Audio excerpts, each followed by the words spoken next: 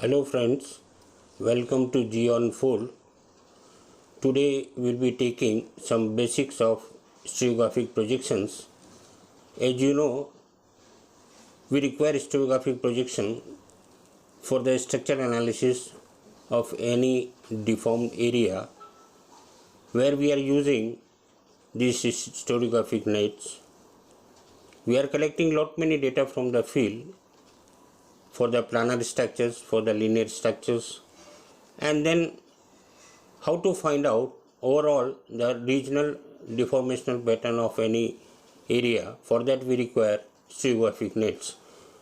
Friends, today we'll be talking something about the basics of stereographic nets. As you know, stereonets are used for plotting and analyzing 3D orientations of lines and planes in 2D space. Whatever we are observing in the field in a three-dimensional, that is bedding plane, cleavage plane, or any other plane, along with the lines, we are measuring all these in a 3-dimension and we want to plot them on a 2-dimensional sheet, for which we require the stereonets. So stereonets, why should we bother for stereonets? Stereonets are not used by geologists only, it is being used by many other professionals also. So stereonets are used for landslide hazards, slope failure studies, and these stereonets are also used for earthquake studies, fracture analysis used in hydrogeology. As we know that more fractures are, if we are getting underneath the earth's surface, we are getting much more water. And for groundwater pollution potential also we are using stereographic nets. We are also using the stereographic nets for mining industry, that is particularly for the fossil fuel, that is occurrence of any major petroleum and other thing. For that also we are using these stereonets. We are also using these stereonets for engineering purposes. So practically anything that deals with the relative orientation of planes or lines, we are using stereonets. So let us see what are these.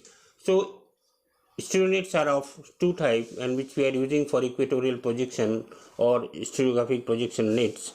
Among them, first one is wolf net, as it is just before you. Wolf net, where we are getting from periphery to inside the stereographic nets are going on reducing. There is another which we used to call as equal area nets. Equal area nets are used for the percentage of presence of any planar linear structures which we are using for the population concentration of these planes and lines and the deformation pattern in a percentage wise for a particular region, for which we are using as equal area net. In equal area net, the distance from periphery to inside it remains the same, and which we used to call as Smith net. So Smith net is a general net which we are using. So let's go. The line which are joining from, as it is visible in the diagram, that is from north to south, it is a arc shaped line which is using, and we used to call them as great circle, which look like longitudes. Another line which is passing and which are east west, small circles. These blue color markings we used to call them as small circles, and they look like latitudes. There is another one peripheral, this green color boundary is there. This is representing an equatorial circle, or it represents a horizontal plane in a stereographic net. So a line which is joining north-south with a straight line, a line which is joining east-west also is a straight line. Both these lines, they represent as vertical planes. So the great circles which are passing from north to south, and small circles which are parallel to east-west line, which we used to call as great circles, or these are the inclined planes. The inclination of these planes starting from periphery from 0 to 10, 20 and 30 and up to 80 degree, and the smallest division there is of between about 2 degree, and by our manual way also we can measure up to least count up to 1 degree. So these are all used for a dip angles. As we know that dip is always measured in a vertical plane, and it is, this plane is at a right angle to the strike of any inclined plane. So the small circle are also used for the path inclined around north-south axis, that is the angle between the plane, that is strike line of a plane, to the angle, acute angle between the lines, which we used to call as pitch.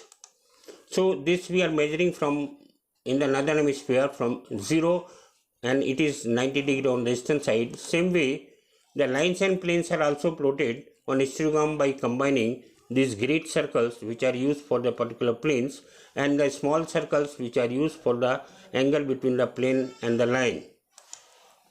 The heavy lines on this, they represent 10 degree interval, and the smaller they represent about 2 degree interval of the lines. So you have seen that lines and planes are plotted as on histograms by combining great and small circles on the histogrammes. So next time we'll be taking some exercise. So if you have got any doubt or any explanation or any question regarding this, what are these stereonets, you are welcome on G14, and you can ask me the questions whichever in your mind. Thank you.